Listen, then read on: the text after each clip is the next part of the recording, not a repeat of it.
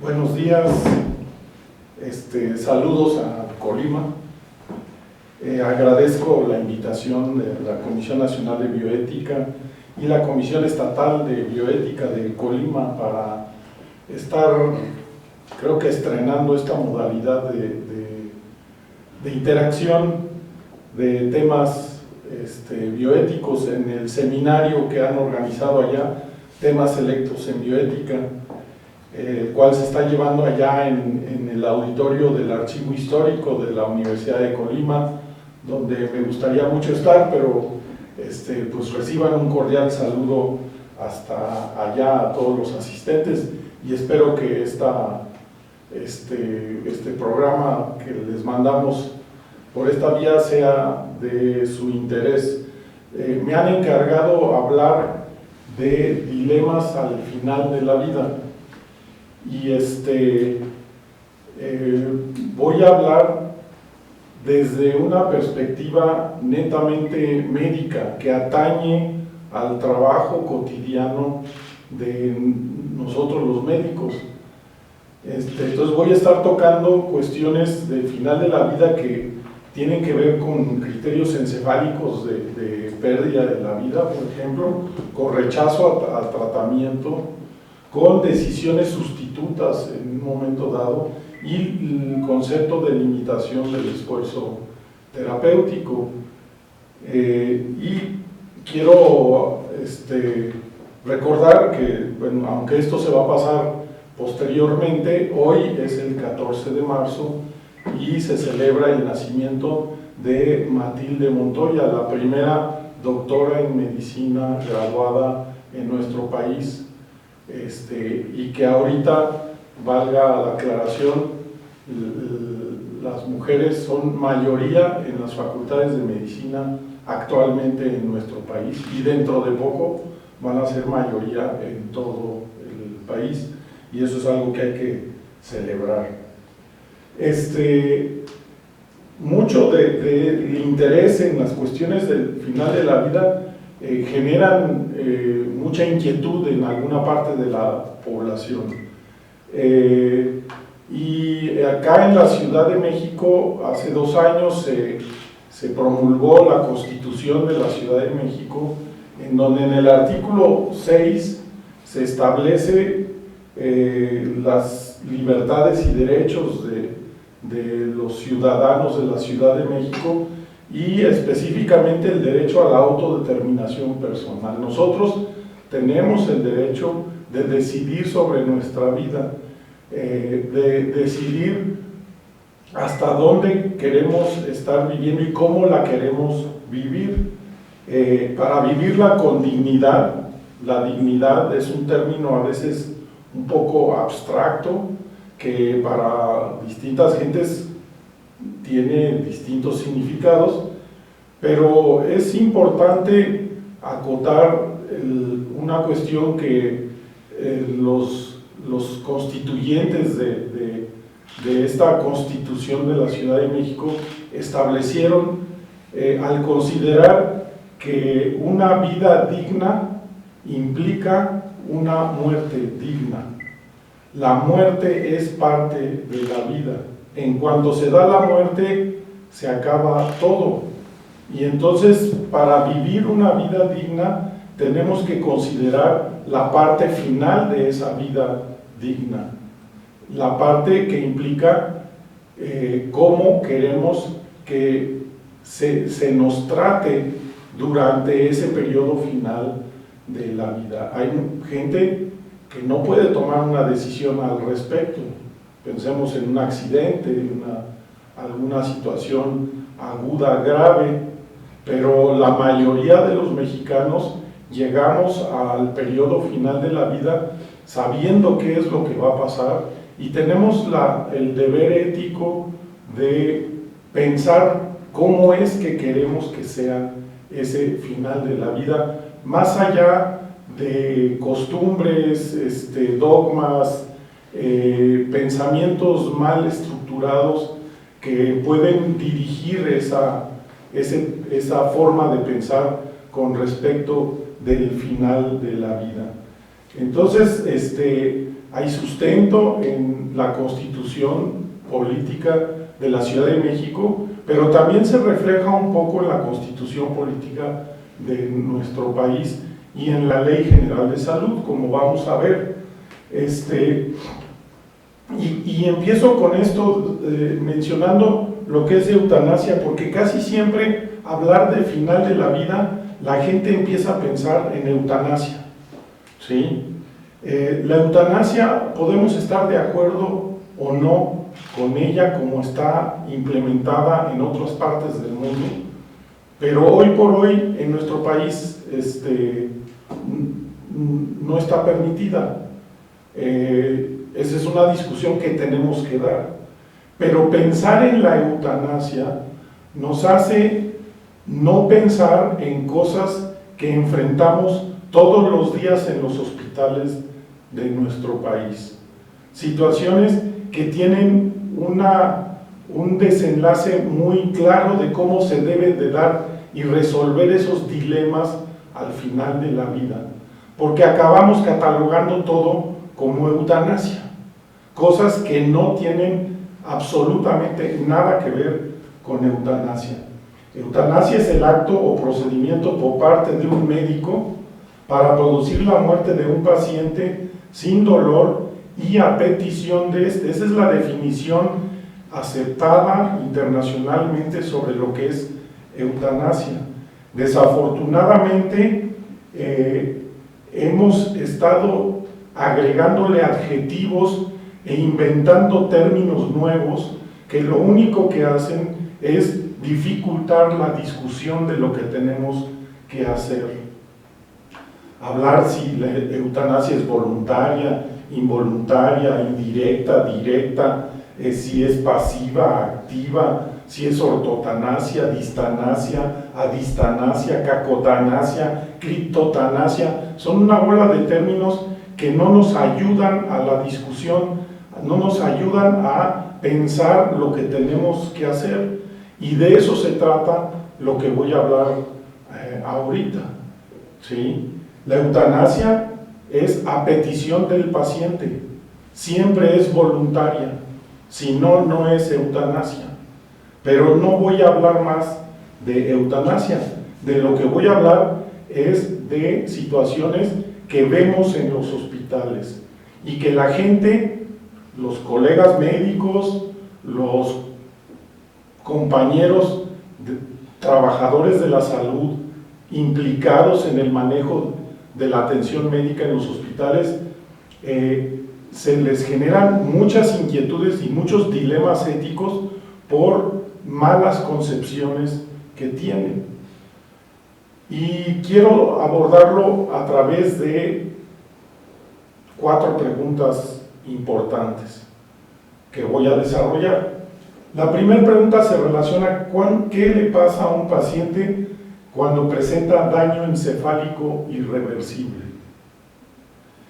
Esa es una situación que tiene que ver con la pérdida de la vida, con la muerte, ¿sí? Sin embargo, las concepciones de muerte son muy disímiles en la sociedad y en distintas sociedades. Podemos identificar un concepto metafísico de la muerte, adherido más a pensamientos de tipo religioso, que tiene que ver con la separación del alma y del cuerpo. Como les digo a los alumnos de medicina, la verdad yo no tengo forma de medir eso, de saber cuándo se da esa situación. Ahí hay películas que dicen que el alma pesa 21 gramos y que con eso podemos determinar cuándo se separó el alma del cuerpo, pero un cuerpo que de repente se le genera una micción de 300 mililitros, pues va a perder 300 gramos y pues que ahí perdió el alma. O sea, es algo que no podemos aterrizar a un concepto objetivo. Por eso tenemos el concepto médico tradicional del cese del flujo de los fluidos vitales como definición o concepto de muerte, ¿sí? Y se atañe a la función cardiopulmonar y en los últimos años primordialmente a la función cardíaca. ¿Sí? También comento mucho que en las películas de antaño los directores de cine nos enseñaban cuando el héroe moría, porque había una pluma que se movía con su respiración hasta que de repente se dejaba de mover, y así el director decía, el héroe ya se murió. Actualmente en las películas modernas, en la televisión, a veces no vemos nada, sino nada más oímos un ruido, un pi, pi, pi, pi, y ya sabemos qué pasó. Ese es el concepto moderno de pérdida de la vida, el cese irreversible de la función cardíaca. Y quiero hacer notar el término irreversible, porque hay cese reversible de la función cardíaca. Y un concepto que ha ido más allá de la función cardíaca es el concepto médico moderno, que tiene que ver con la función integradora del sistema nervioso central.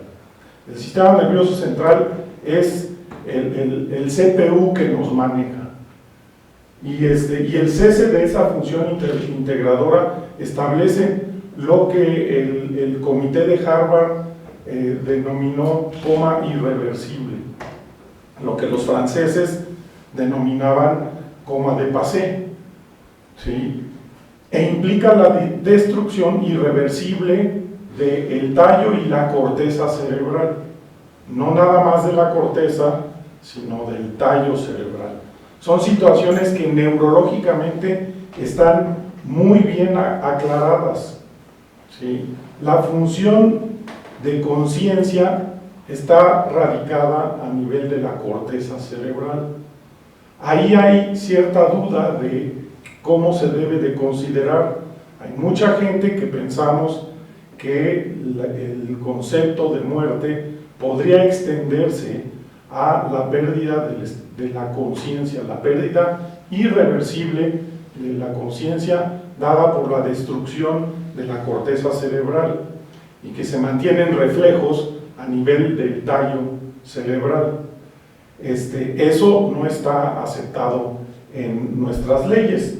En nuestras leyes está aceptada el concepto de destrucción encefálica, corteza y tallo. Y el problema es que no tenemos una definición adecuada de muerte. Richard Veitch, en un libro, que es un bioeticista muy connotado, en su libro de ética de los trasplantes, dice que tenemos que generar una definición de lo que es muerte, porque no podemos atenernos a los conceptos de muerte que se explicaron anteriormente, el concepto metafísico, el tradicional médico o el atado al sistema nervioso central. Entonces Veitch dice que muerte es la pérdida irreversible de aquello que es esencia significativa de la naturaleza humana. Es una definición a lo mejor un poco general y poco específica, pero es una definición a la cual se puede amarrar el concepto metafísico, el concepto médico tradicional y el concepto moderno que va amarrado al sistema nervioso central. Y Henry Beecher, que fue el coordinador del comité Harvard sobre la discusión del coma irreversible, decía que la personalidad, la vida consciente, la individualidad, la capacidad de recordar, de juzgar, razonar, actuar, disfrutar, preocuparse, uno diría de amar, de odiar, de reírse, de enojarse, de ponerse triste, todo eso tenemos prueba de que estas funciones residen en el cerebro. Por lo tanto, cuando el cerebro ya no funciona, cuando se destruye, de la misma forma se destruye al individuo, su individualidad. Ya no existe más como persona, se encuentra muerto. Es lo que dice Richard Veitch. Y entonces desde hace 65 años se estableció esto. El coma irreversible es sinónimo de pérdida de la vida o de muerte, como quieran.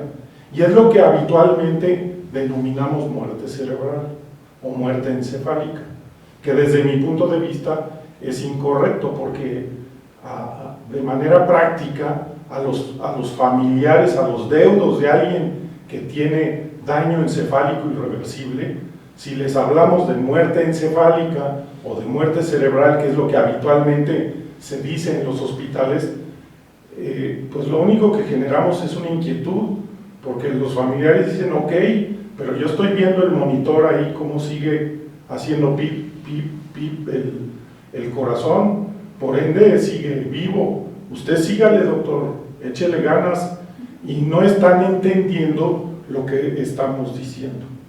Lo que estamos diciendo es que la presencia de criterios encefálicos de muerte implica que el paciente ya perdió la vida. Y esto está establecido clínicamente, hay criterios muy claros en los que no me voy a detener, pero ausencia de estímulos dolorosos, ausencias de reflejos del tallo cerebral y la prueba de apnea positiva. La prueba de apnea es muy importante, ya que la mayoría de estos pacientes se encuentran atados a un ventilador mecánico, por lo general, y entonces se desconectan del ventilador mecánico y se ve cómo acumulan dióxido de carbono rápidamente en la sangre, y el acúmulo de CO2 en la sangre es el estímulo más potente para el reflejo respiratorio. Si a pesar de acúmulo de CO2 en la sangre no hay reflejo respiratorio, es que el sitio donde se da ese reflejo, que es el tallo cerebral, está destruido, está muerto, y eso nos permite establecer el diagnóstico de pérdida de la vida por criterios encefálicos. Podemos hacer el diagnóstico de pérdida de la vida por criterios cardíacos, por pérdida irreversible de la función cardíaca.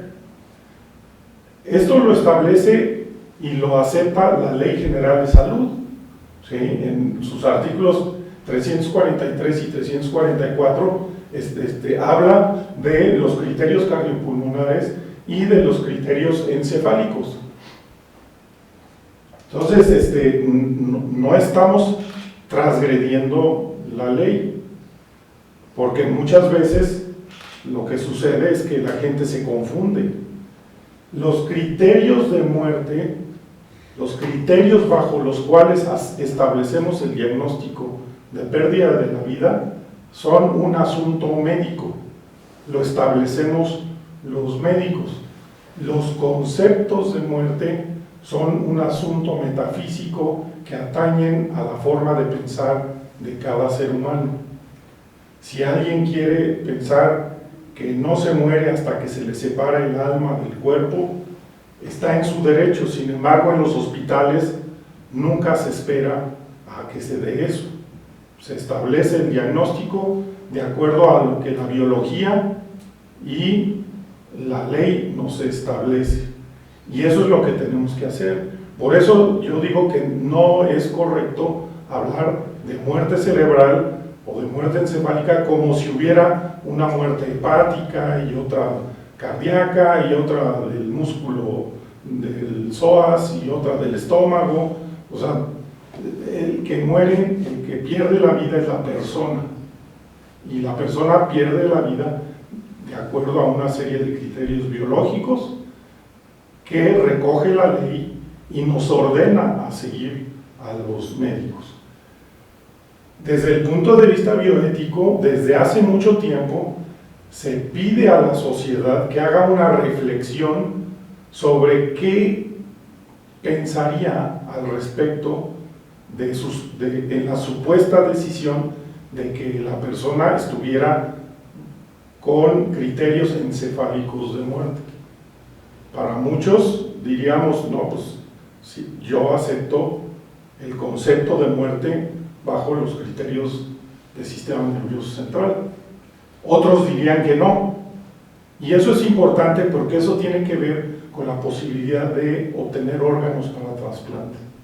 Los órganos para trasplante responden a la primer norma ética, que es que no podemos obtener órganos de un ser vivo que impliquen la muerte de ese ser, que su obtención implique la muerte de ese ser, sino que tenemos que esperarnos a que esté muerto y tomar los órganos de un donador fallecido, porque así no incurrimos en un daño a una persona. Y eso se llama la regla del donador fallecido, del donador muerto. Y en términos generales se pide a la sociedad que haga una cláusula de conciencia, que es pensar cómo respondería yo si me dijeran que tengo los criterios encefálicos de muerte. ¿Tú qué considerarías hacer? Y yo diría, en lo personal, pues yo dono lo que quieran usar de mi cuerpo, ¿sí? Y eso es una cláusula de conciencia que se tiene que tomar cuando estamos vivos, no cuando estamos en la situación de fallecimiento. Y es la primera voluntad anticipada que se ha establecido en México desde hace más de 30 años. ¿Sí? Las tarjetas de donación voluntaria de órganos, la firma en muchos estados, en las licencias de manejo, hacen la pregunta y se establece que uno dona o no dona y se respeta. Entonces, pasemos a la siguiente pregunta. Bueno, antes de la siguiente pregunta, el reconocer los criterios encefálicos de muerte no solamente tienen que ver con la posibilidad de obtener órganos, sino que tienen que ver con establecer un diagnóstico, el diagnóstico de pérdida de la vida. Alguien que ya perdió la vida no tiene ningún sentido que se mantenga en una terapia intensiva gastando recursos muy costosos sin ningún beneficio, sin absolutamente ningún beneficio. ¿Por qué? Porque ya perdió la vida. Y entonces, y esto lo recalco porque ha habido de repente preguntas de dilemas éticos de hospitales que llegan y dicen, es que lleva 10 días en que se estableció el diagnóstico de pérdida de la vida por criterios encefálicos, pero la familia no quiso donar. Y ¿qué hacemos? Digo, pues desconéctalo, ya quítale todo. ¿Por qué? No, pero es que eso es eutanasia. Ese es el problema que la ideología nos mete, las dificultades que nos mete. Si yo lo desconecto, me van a acusar de haberle provocado la muerte. Oye, a ver, ¿qué diagnosticaste con los criterios encefálicos de muerte? ¿Qué diagnosticaste? Pues la muerte. Pues entonces ya hace el certificado de defunción, ¿sí? Ya no te preocupes, está en la ley, la biología nos lo dice y la ética nos establece que eso es lo que tenemos que hacer. Entonces, ¿qué haces manteniendo a un paciente en ventilación, con antibióticos, con alimentación parenteral, gastando miles de pesos para nada?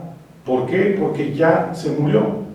Entonces, el entender los criterios encefálicos de muerte es muy importante, porque por un lado de ahí es de donde obtenemos órganos para trasplante, pero del otro lado, pues ahí ya reconocemos que el juego se acabó, y eso es lo que tenemos que decirle a la familia y hacerle entender a la familia.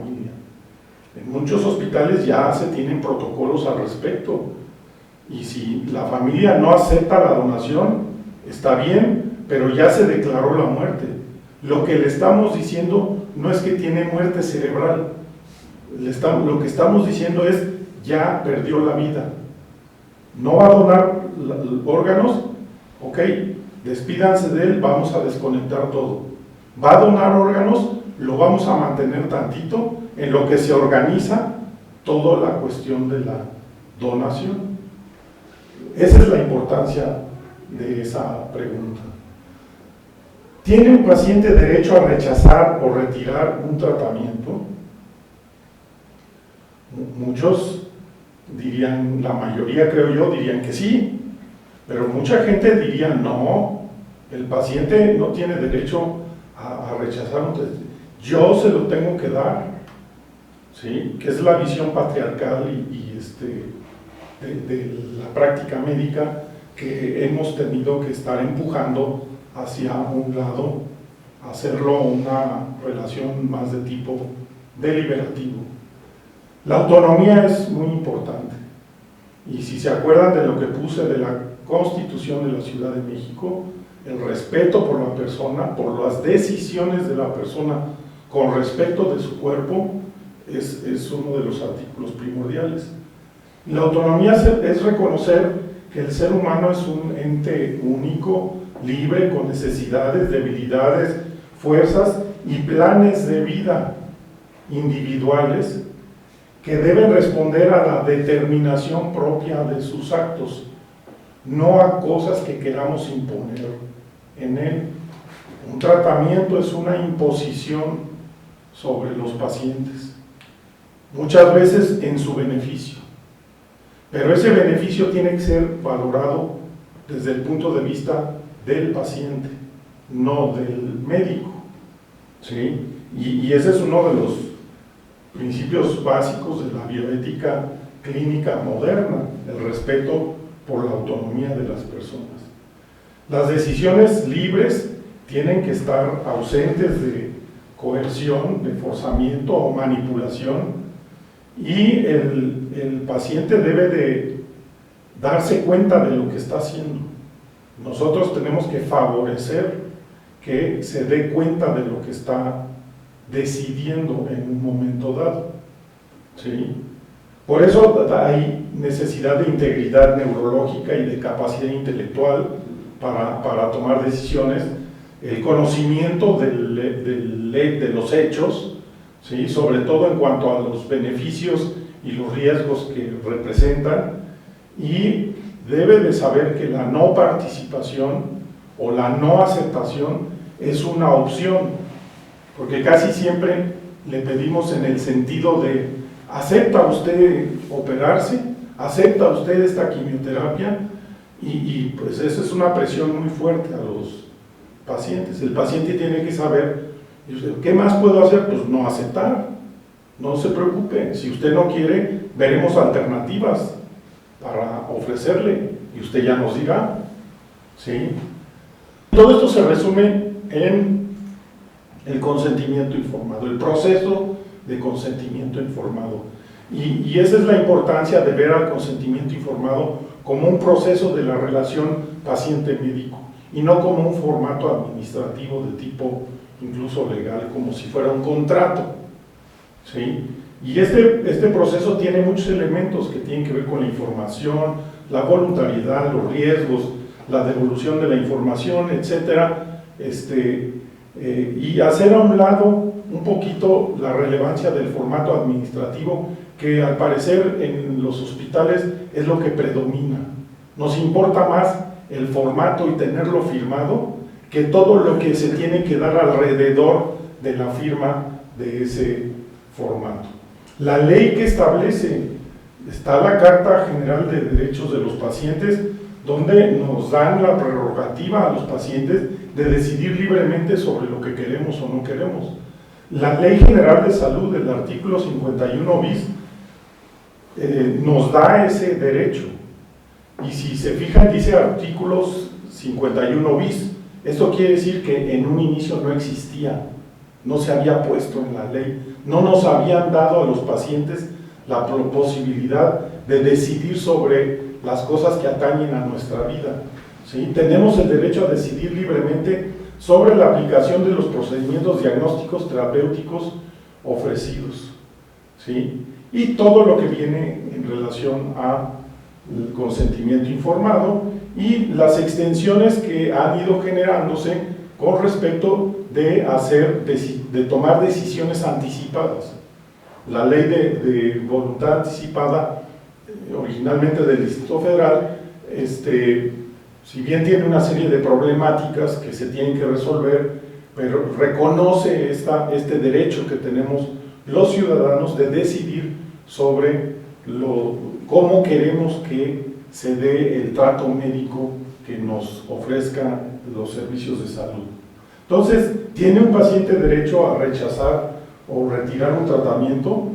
Pues sustentado en el principio bioético de la autonomía, en los derechos humanos, y lo que nos dice la ley, pues no hay ninguna duda de que un paciente tiene el derecho de decir: no me someto al tratamiento que me estás proponiendo, por más que ese tratamiento, de ese tratamiento dependa su vida, ¿sí?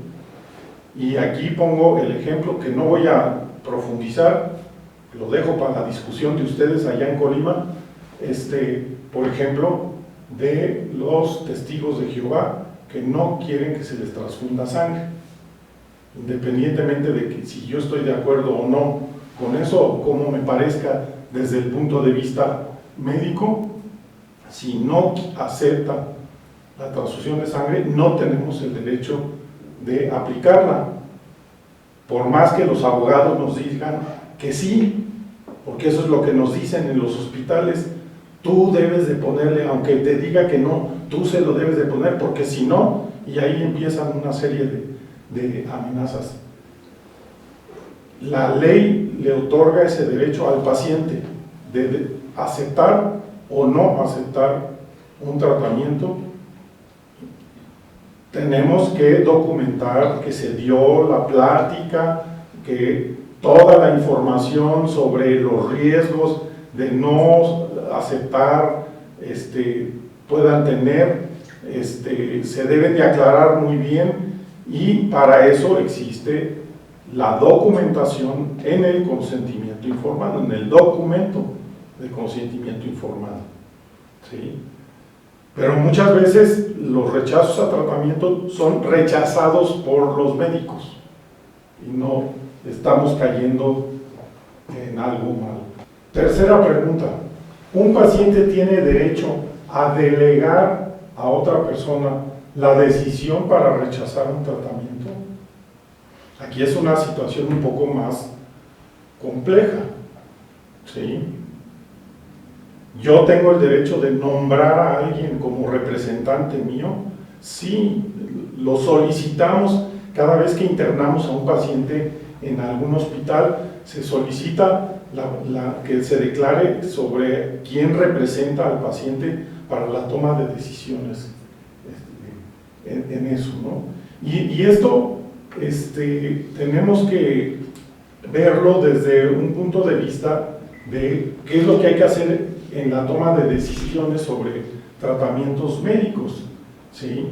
Si uno se sustenta en el principio de autonomía, en la competencia y el allegamiento de la información que implica la decisión que se va a tomar, y en la voluntariedad del sujeto, podemos ver dos situaciones.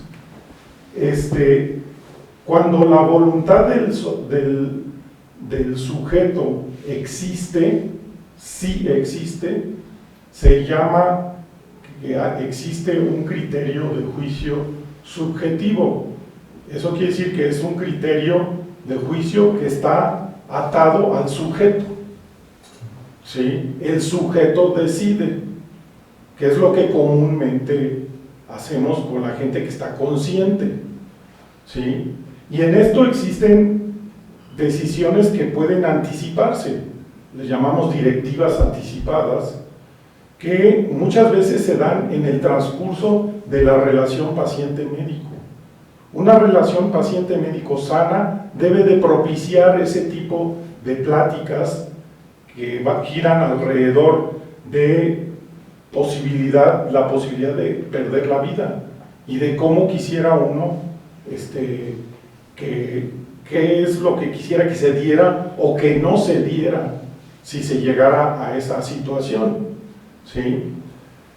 Esas directivas pueden ser orales, platicadas simplemente, o pueden ser escritas a través de un documento específico de directiva anticipada, ¿sí? Un documento de voluntad anticipada, ¿sí? Que en nuestro país se ha estado, desde mi punto de vista, se ha hecho de una manera compleja y no fácil para la realización de este tipo de documentos, ¿sí? Al querer amarrarlo a hacerlo ante notario. Desafortunadamente somos una sociedad muy desconfiada. Todo lo que firmamos lo tenemos que firmar por delante, por atrás, arriba, abajo. Póngale la rúbrica para saber que sí estaba usted de acuerdo. Oye, pues ahí está mi firma. Ya. Yo puedo hacer un documento de mi puño y letra y es válido para las cuestiones de legar cosas materiales. Entonces, ¿por qué no va a ser válido para cuestiones que atañen a mi misma vida? Sin embargo, pues aquí se amarra a la necesidad de certificarlo ante el notario, a menos que se esté en un hospital y ya en circunstancias muy difíciles para trasladarse a un notario. Pero esa exigencia de ir al notario le da preponderancia al notario y no al paciente, ¿sí? Entonces, me parece que deberíamos de revisar.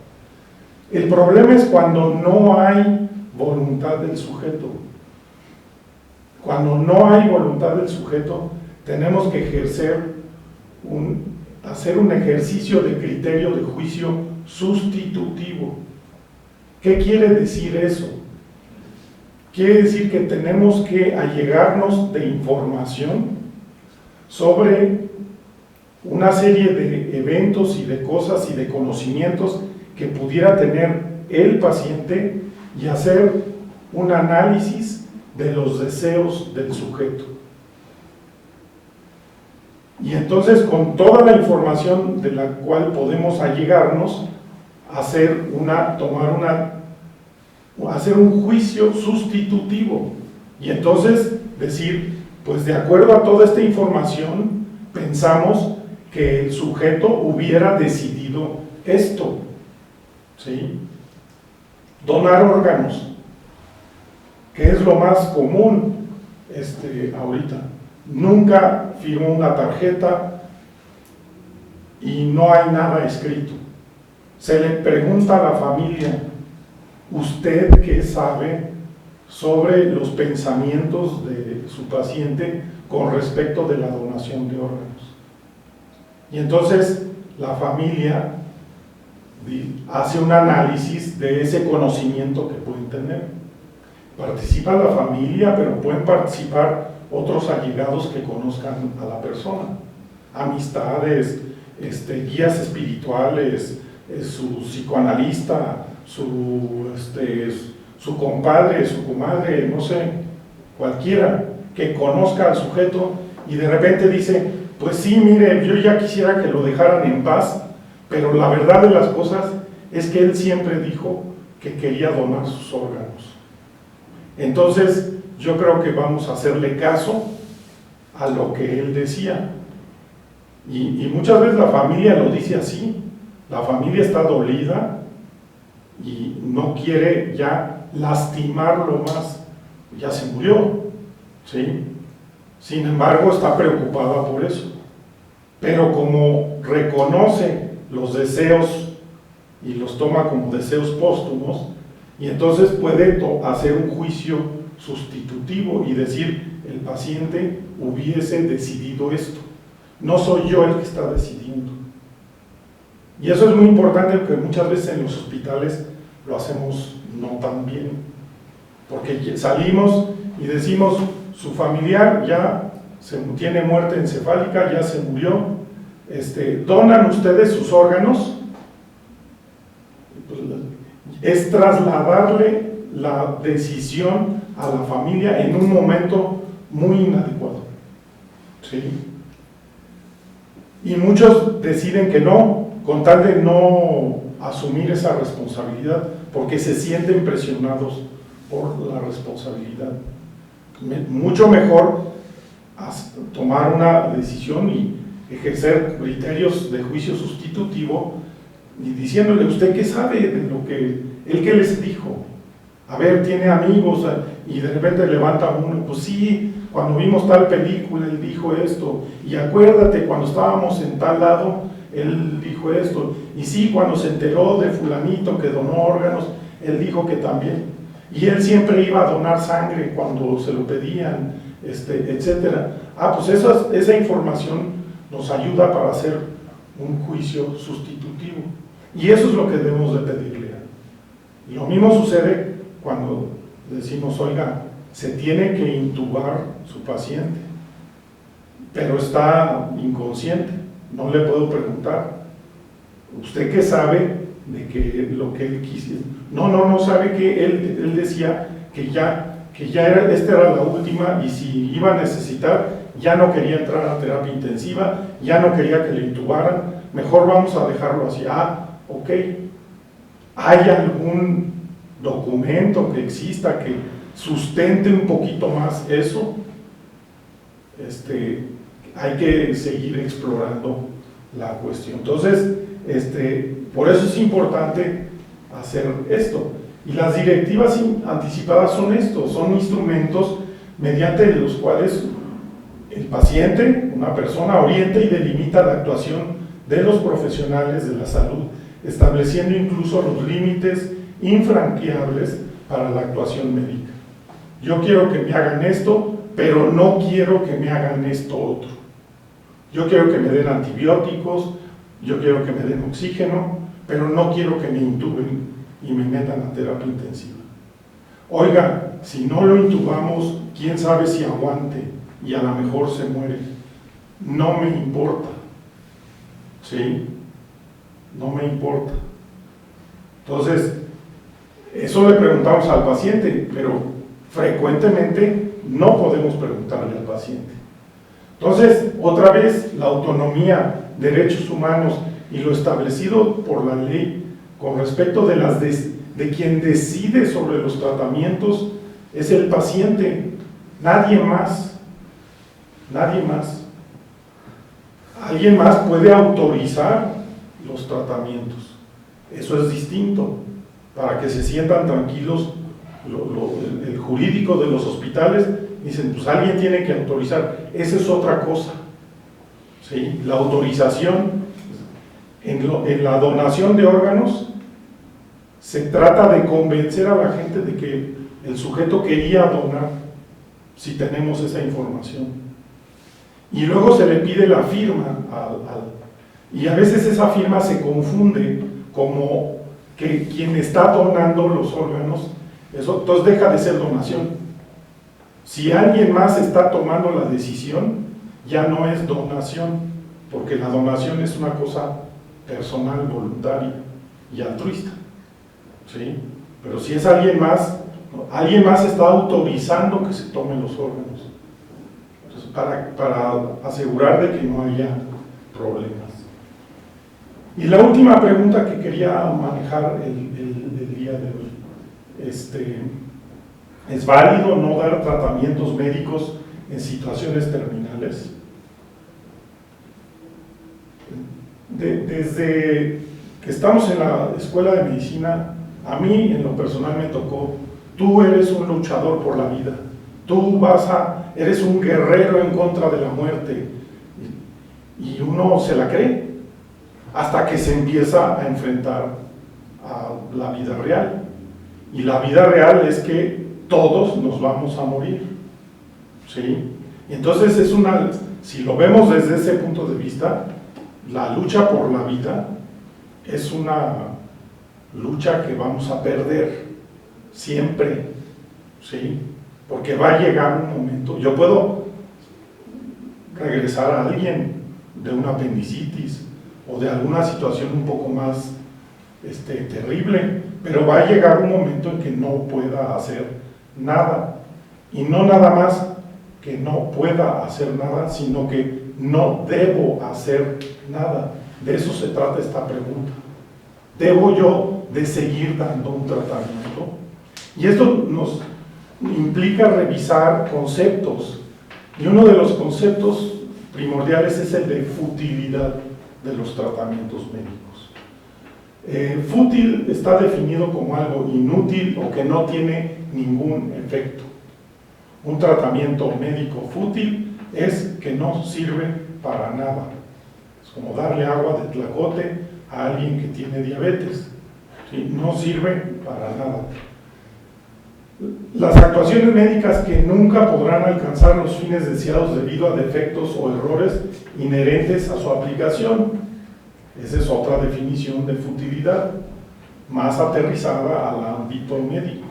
Y el ejemplo que utilizan es de querer abrir una cerradura con un lápiz.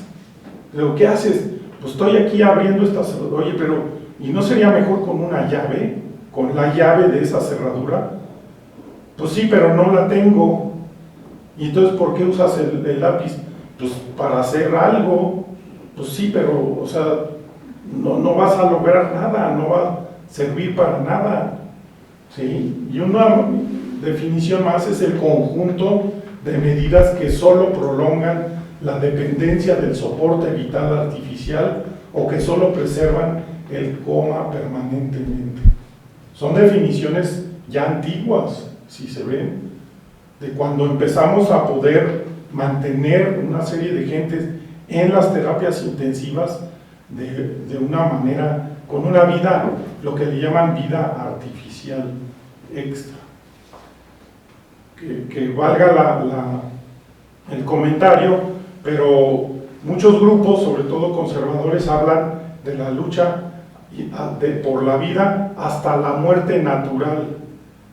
Yo conozco poca gente que llegue a no sé qué es muerte natural. ¿Sí? En los hospitales no sé qué es muerte natural. ¿Sí? Porque uno está intubado, el otro está con aminas, el otro se va a someter a un trasplante, todas esas cosas son artificiales. ¿Sí? Al de cáncer ya le estamos dando inmunoterapia y estamos regresando el cáncer. Entonces, cuando se muera, o sea, si lo dejamos, natural era morirse de viruela hace 100 años. ¿Sí? Eso era natural. Ahora ya nadie se muere de viruela. Entonces, interferimos con algo en lo que no debimos de habernos metido al erradicar la viruela. Yo creo que no. Yo creo que de lo que se trata es que los médicos reconozcamos nuestros límites y sepamos que la futilidad habla de esos límites, y a veces es una situación que nos cuesta mucho trabajo reconocer porque lo vemos como un fracaso.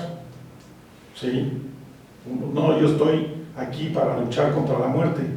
No, estás aquí para ayudar a la gente a que viva bien y mejor, y si se puede más, qué bueno, y si no, al final estamos aquí para ayudarle a morir adecuadamente a las personas. Y eso abre el concepto general de lo que se conoce como limitación del esfuerzo terapéutico. ¿Qué es la limitación del esfuerzo terapéutico? Es la finalización del soporte vital, pero también ya se ha ido extendiendo. Esto se inició más para las terapias intensivas, pero se ha ido extendiendo a otros ámbitos del tratamiento médico. Y soporte vital o soporte extraordinario, si quieren, es toda intervención médica, procedimental o medicamentosa administrada a un paciente con el objeto de retrasar su muerte, esté o no dicho tratamiento dirigido contra la enfermedad de base o el proceso biológico causal. El Centro Hastings produjo esa definición hace muchos años.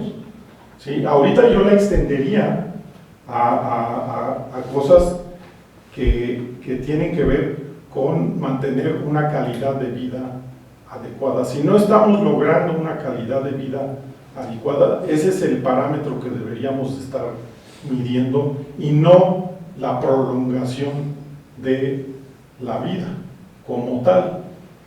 A mucha gente no le sirve vivir más días si esos días son muy malos, ¿sí? Hay dos modalidades de limitación del esfuerzo terapéutico: abstenerse de iniciar medidas extraordinarias, ¿sí?, el no iniciar tratamientos, o suspender los tratamientos. Y ustedes revisan la literatura, hay mucha discusión, y de entrada uno pensaría, no, es que no es lo mismo una cosa que el otro. La conclusión es que es exactamente lo mismo. ¿Por qué? Porque es quitar o no iniciar un tratamiento que sabemos que no va a servir para nada, ¿sí? Es quitar el lápiz de la cerradura. ¿Por qué? Porque nunca vas a abrir la cerradura con ese lápiz.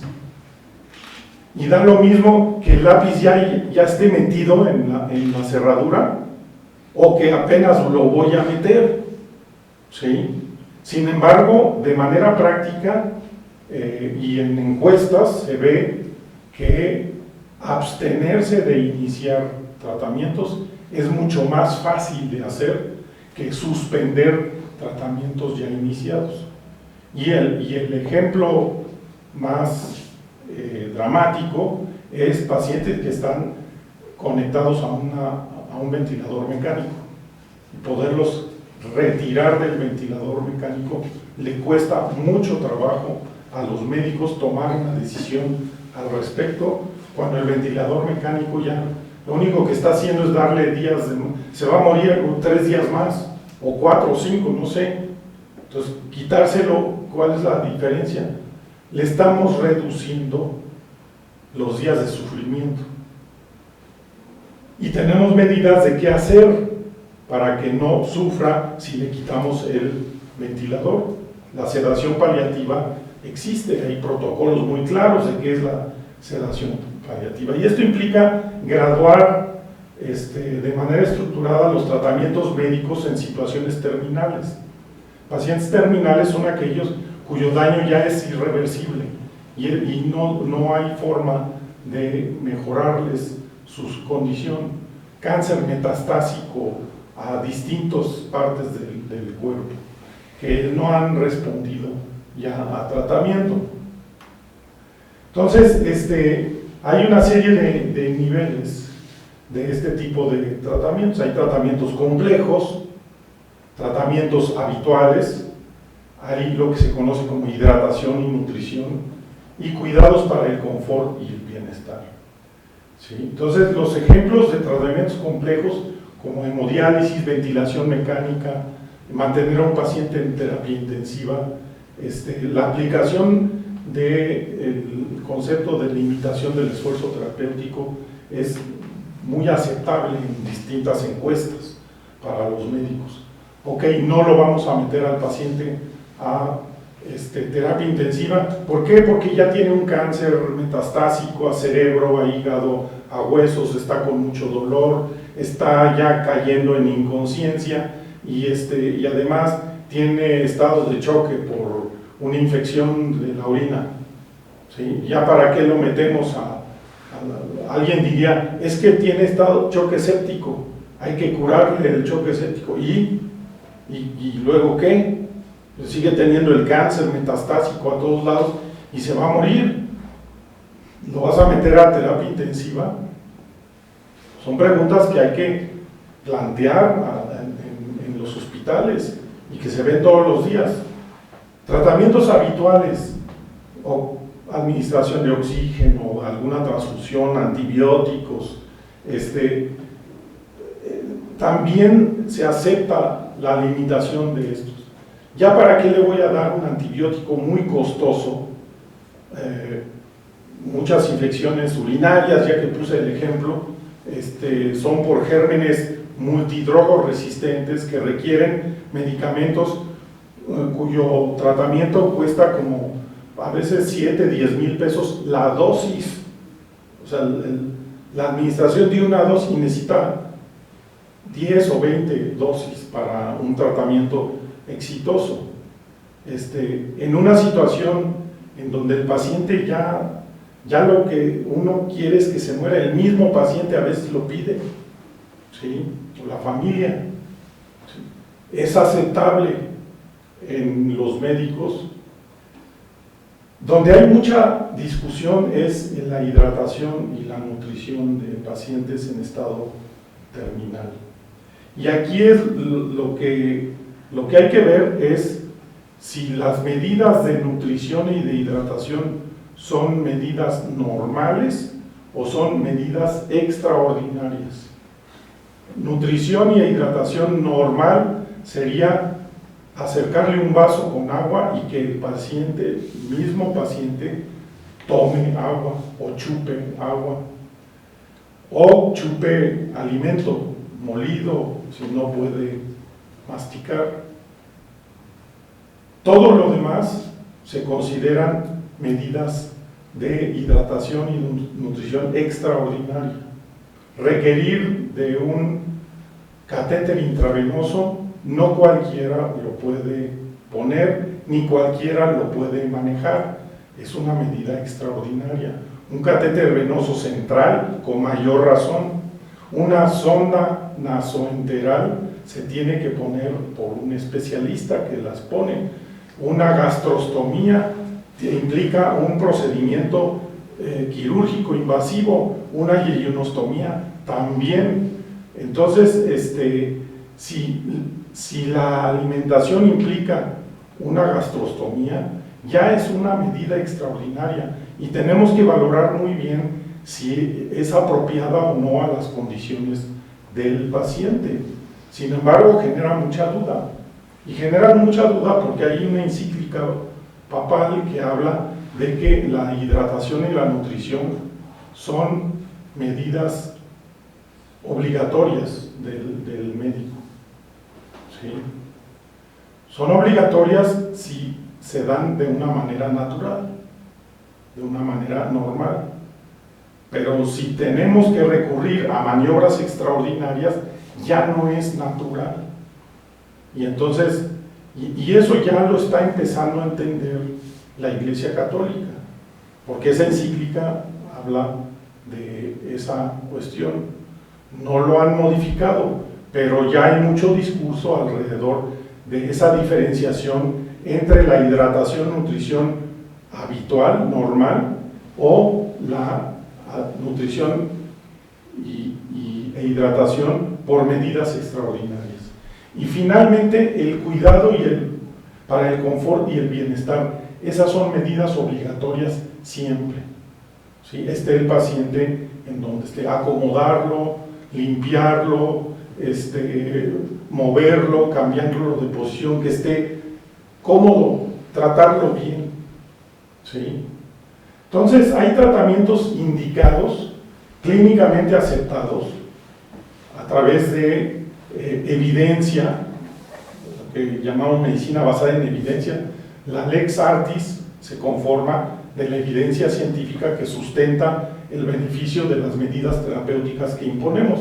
Estas se tienen que proporcionar, siempre y cuando los beneficios sobrepasen a los riesgos. ¿Sí? Los tratamientos no indicados son tratamientos fuera de contexto. ¿Sí? Mucho de eso está dado en la medicina alternativa, ¿no? Darle agua de tlacote. O sea, pues le puedo dar agua de tlacote, bueno, pues no le va a servir para nada, pero alguien diría, pues déselo.